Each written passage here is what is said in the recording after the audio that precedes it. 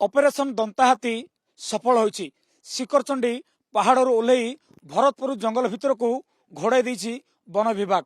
Chandaka DFO नेतृत्व में Chandaka range Bhubaneswar wildlife ए सहित पाखापाखि 40 ऊर्ध वन कर्मचारी को नहीं स्वतंत्र भाव में टीम गठन होता। गतकाली राति तमाम नाइट ऑपरेशन पर शेष में सफल होईछि वन विभाग। शिखरचंडी पहाड़ बा शिखरचंडी मुंडियारू राति 11टा बेले हाथी को तलू को ओह्लाई वन विभाग टेक्निक रे शेष में भोर 5टा बेलू ही हाथी कैंपस भांगी भरतपुर जंगल जो बाउंड्री भांगी भीतर को प्रवेश करछि। आपण सीधा सड़क चित्र देखुं से ऑपरेशन बर्तमान शेष होईछि जहाँफल परवर्ती समय आज जो शिखरचंडी पीठ कि भाव में खोल से नहीं तो निहत भाव में उपर अथॉरिटी को से माने अवगत करेंगे। किंतु गतकाली राति तमाम जो भाव में ऑपरेशन चलता से कहीपर गोटे प्रकार ऑपरेशन सक्सेस होईछि। आपण देखुं हाथीर पदचिन्ह पड़ी। आम सहित राति सारा बुलूलु देखुलु कि भाव में वन विभाग टीम ऑपरेशन ऑपरेट करुच्ची। आम देखुलु कि भाव में फेज वाइज कि भाव में रास्ता को नौले करिडोर करुले। आदि कहवा आप सीधा सड़क चित्र देखुं ये हूँ से हाथीर जो पथमार्क पदचिन्ह कथा कहूँ यही पटे आसुँच ये आ गोटे चिन्ह देखो ये भाव में देखो लगातार चिन्ह रही। प्रथम जिते पहाड़ तलू को ओह्लाई हाथी परवर्ती समय पत्थर गाड़िया गणेश विहार बर्तमान पत्थर जो गाड़िया जो मशाणी रही से पट हो कैंपस भीतर को प्रवेश करछि। तो निहत भाव में आम प्रतिक्रिया ना जी अच्छा फरेस्टर अच्छा सीधा सड़क सहित आलोचना करवा। आज्ञा हाथी केत ओह्लैला केत भरतपुर जंगल भीतर प्रवेश कला आप स्पष्ट भाव कहे कि बर्तमान हाथी सुरक्षित भाव में दंता हाथी जंगल भीतर को प्रवेश कर राति 11टारे आम लोकेट करूँ कौटी आम शिखरचंडी पहाड़ लोकेट करूँ और लोकेट कलापर घोड़ाई चेष्टा करूँ।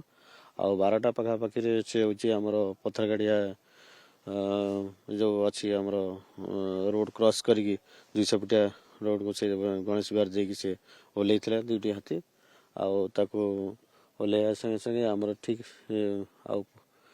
100 मीटर कि 200 मीटर पखापाखि अच्छी से 3-4टी गाड़ी जेहेतु से ब्लॉक होगी रही रास्तार से पुणी रिभर्स होगी पड़े जाऊला जाऊ तक्षण तो आम जा पछपटू आम घेरी जाइलु घेरिकी पुणी ड्राइव करी पुणी जाऊ से रास्तार आस्ते आस्ते से आसी 5टा के आम भरतपुर जंगल भीतर प्रवेश कर भरतपुर जंगल भीतर प्रवेश कर कैंपस जेहेतु भंगा जाइए पदचिन्ह पड़ी तो स्पष्ट भाव में आपड़ जापार तो कमती कौन आगुरी एटा भांगी ना भांगी नाला ना यहाँ भांगी नाला आम रिसेंट से भांगी जाइए। आउ भी आम हाथी गणेश विहार भी आम देखी रिभर्स जो होता शिखरचंडी आड़ को पुणी मुहाईला जावाई आम घोड़े जो आणलु से 2टा हाथी को आम स्पष्ट भाव में देखीचु गणेश विहार से एपटे जाइए आसला। केते चैलेंज थिला जे कहबा गत 6 दिन ला हाथी मुंडिया रे थिला जेहा ना धर नथिला आपन को पूरा टीम पूरा कहि परिबा बड़ एफर्ट मध्ये दैछन्ती। हाँ चैलेंज निश्चित थिला कहीं प्रेसर होता जमी हाथी उड़े कहीं सब आड़ को भी ये तो पब्लिक भी माने से पिकनिक करने आसुले से भी इरिटेट होते आर नुआ वर्षटा आस समस्त भी ये स्टाफ मैंने भी कई छुट्टी भी जापार ना सब माने ये रोते हाथी जे न हो पर्यंत हूँ समस्त टेंशन थिला।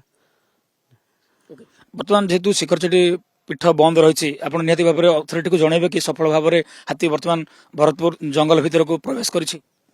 हाँ निश्चित भाव आम हायर अथॉरिटी को जनईदेबू जे हाँ हाथी शिखरचंडी जो 2टी हाथी थिला से भरतपुर को पलि आसी से जानला सी जहाँ डिसीजन नेबे आप शुणुते जो भाव में जो अधिकारी मैंने कथा होते सूचना दौले तो निहत भाव में कथा आप राति सारा सामिल होते कौन कहे केते चैलेंज थिला।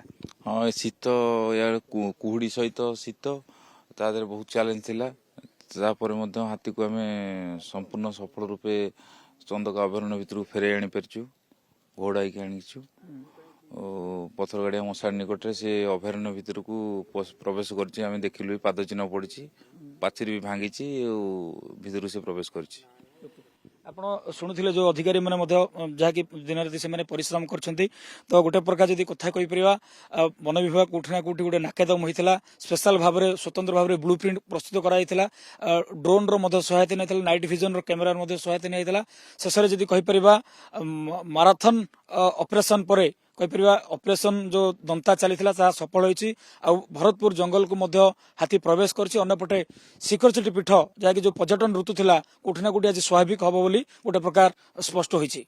भुवनेश्वर वीडियो जर्नलिस्ट संतोष को सहित अरुण साहू OTV। इस 31 December enter 26 with NYE Gala Night by Empire's Hotel Bhubaneswar, जहां आपके साथ झूमने आ रहे हैं Indian idol 2024 fame Jyoti Prakash, साथ ही dance troupe, fashion show, electrifying DJ, unlimited drinks and food, lots of prizes और ग्रैंड गाला डिनर। 31 December शाम के 8 बजे Empire's Hotel भुवनेश्वर।